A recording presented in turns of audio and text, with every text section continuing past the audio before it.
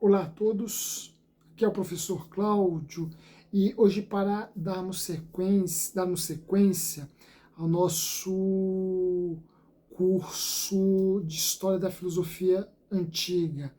Em nossos últimos dois encontros falávamos sobre o filósofo Parmênides de Eleia e continuaremos a estudar um pouco a filosofia, as ideias deste pensador cuja obra que temos, que chegou até nós, em boa parte se resume a um poema onde encontramos os principais fundamentos daquilo que Parmênides pensava acerca do mundo, das coisas. Nós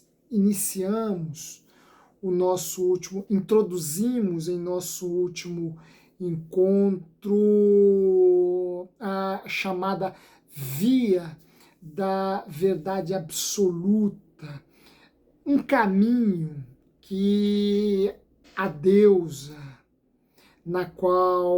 com a qual Parmênides teve um colóquio. Nós já vimos em nossos encontros anteriores que em seu poema Parmênides narra o encontro que ele teve com uma deusa que lhe ensinou 3 vias ou 3 caminhos por meio dos quais ele poderia se orientar em relação à busca da verdade. A deusa lhe ensinou a via da verdade absoluta, a via da falsidade absoluta, da falácia absoluta, que é o oposto da via da verdade absoluta, e a deusa lhe ensinou uma terceira via, que é a via daquilo que poderia ser verossímil, ou seja, a via das possibilidades, por assim dizer, né? Nós estamos falando da via da verdade absoluta. E a via da verdade absoluta se resume numa máxima por meio da qual Parmênides afirma que o ser é e não pode jamais não ser, e o não ser não é e jamais poderá ser. Esta é a máxima que resume, sintetiza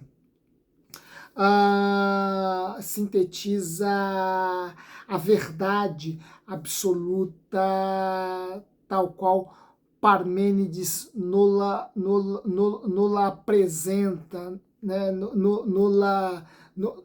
nos diz, né, nos ensina, nos expõe em sua filosofia. Nós falamos acerca da relação entre ser e pensar em nosso último encontro, e hoje nós iremos abstrair 2 características, duas prerrogativas, 2 predicados essenciais ao ser parmenidiano. Lembremos-nos, né, a filosofia de Parmênides orbita em torno do ser, né? O ser, esse monossílabo no qual tudo está inserido, no qual tudo está incluído, no qual tudo está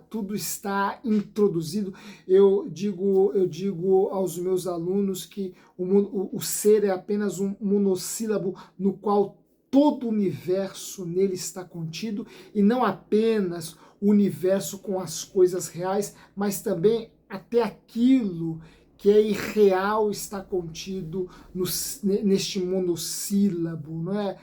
Eu digo aos meus alunos que os gregos criaram uma palavra, um monossílabo, que em nosso vernáculo tem apenas 3 letras.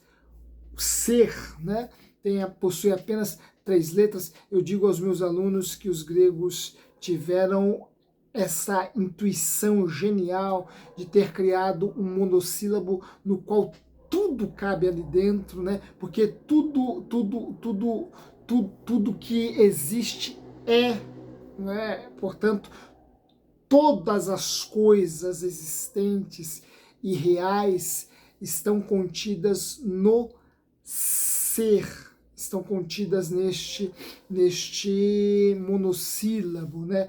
Nesta palavrinha que em nosso vernáculo foi traduzida em apenas 3 letras, né? Ser. Em Parmênides, o ser se torna o centro do pensamento filosófico ocidental. Em Parmênides, o ser vai se tornar, a partir de Parmênides, na verdade, o ser vai se tornar um núcleo do pensamento ocidental, da filosofia ocidental.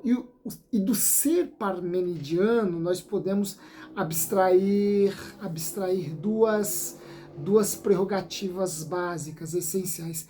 A primeira, este ser é ingênito, ou seja, o ser de Parmênides, o ser concebido por Parmênides, o ser engendrado por Parmênides, formulado, elaborado, construído, arquitetado por Parmênides, é ingênito, ou seja, ele jamais foi gerado. Ora, e por que o ser jamais foi gerado? Pela simples razão de que, se o ser tivesse sido gerado, ele teria sido gerado por algo diferente dele, ou diferente a ele. E a única coisa diferente do ser é o não ser. E como o não ser não pode gerar nada, pelo fato de que o não ser simplesmente não é, e, portanto, ele não existe, o ser jamais foi gerado. O ser jamais foi forjado. O ser jamais foi produzido. Ele jamais foi emanado de outra coisa. Porque se ele foi emanado de outra coisa, esta coisa necessariamente deveria ser diferente do ser. E a única coisa diferente do ser é o não ser. E o não ser não pode ser uma coisa pelo fato de que o não ser simplesmente não é. Então, o ser é ingênito. O ser é ingerado. O ser não foi jamais gestado. Daí nós já podemos pressupor uma outra característica do ser, um outro atributo do ser, um outro predicativo do ser, qual seja a eternidade. O ser é eterno. E por que o ser é eterno? Ora, o ser é eterno porque o ser não teve passado, ou o ser não tem passado.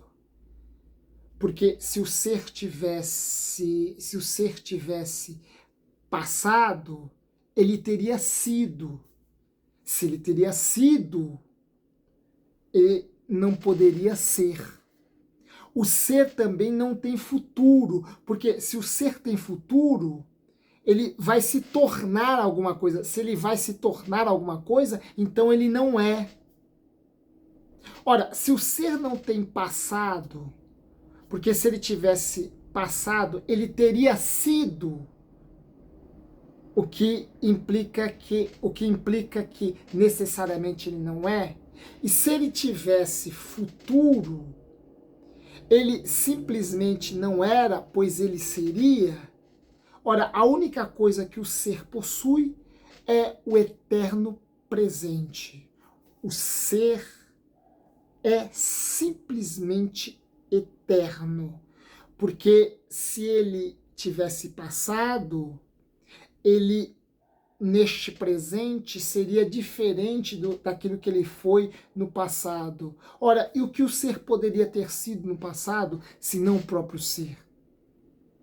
O que o ser poderia ter sido diferente no passado, se não aquilo que ele realmente é no presente? Ora, o ser, de igual modo, não tem futuro, pois se ele tivesse futuro, o ser simplesmente não é, ele se tornaria. Ora, se ele se tornaria, o que ele seria agora? Portanto, acerca do ser, nós podemos apenas afirmar de que o ser só tem presente. E como este presente não pode, pelas razões que nós já vimos, não pode pressupor um passado e nem sinalizar para um futuro, este presente do ser é eterno. Portanto, o ser está num eterno presente, impossibilitado de qualquer passado ou de qualquer futuro. Logo, o ser simplesmente é. Ele é o eterno presente. Essas são as duas primeiras grandes prerrogativas que nós podemos abstrair do ser parmenidiano. A primeira é que o ser jamais poderia ter sido gerado, pelas razões que já vimos. E a segunda característica, a segunda prerrogativa, que está essencialmente ligada a essa primeira, é que o ser é eterno. Ele vive num eterno presente. Destas prerrogativas, destes atributos, destes predicados, nós, inspirados, claro, a partir da nossa leitura de Parmênides, nós iremos abstrair outros atributos, mas sobre eles falaremos em nosso próximo encontro. E eu aguardo vocês lá. Portanto, quero lembrá-los de que, se gostaram deste nosso vídeo, não se esqueçam de deixar aí o seu like, nos ajude na divulgação deste espaço. Se não fez a sua inscrição, faça. Nós estamos fazendo uma viagem pela história da filosofia grega, uma viagem, sejamos bastante francos, né? Sejamos bastante sinceros, uma viagem bastante panorâmica, uma viagem apenas introdutória. Nossa intenção aqui é colocá-los diante dos principais fundamentos, dos principais argumentos, das principais ideias que nos foram legadas, que foram desenvolvidas pelo engenho grego, pela mente do homem grego, pela criatividade filosófica extremamente percussiente do povo grego. Nós, neste nosso curso de História da Filosofia, queremos te apresentar apenas uma visão panorâmica acerca daquilo que disseram os filósofos gregos, e o nosso grande prazer é que esta panorâmica te inspire a mergulhar na história da filosofia grega e, claro, nas outras histórias da filosofia ocidental, porque elas são maravilhosas, extremamente sedutoras. É uma viagem belíssima. Portanto, nosso principal objetivo aqui é te inspirar a continuar nesta jornada, nesta viagem. Por enquanto, iremos juntos.